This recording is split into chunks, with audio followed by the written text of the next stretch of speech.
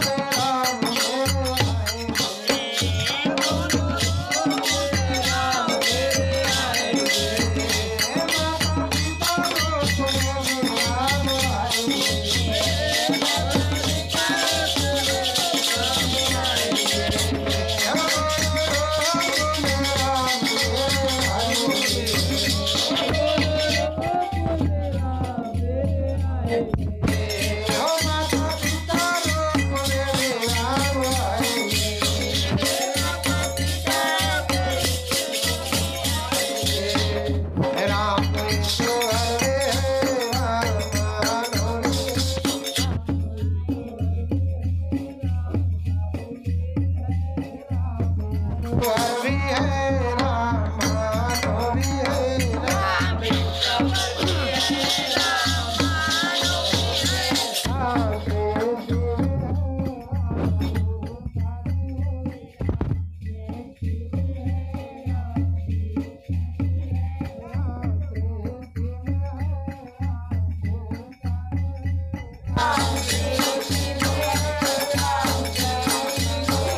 राम जीवन से सब कुछ बलिदान है राम आएंगे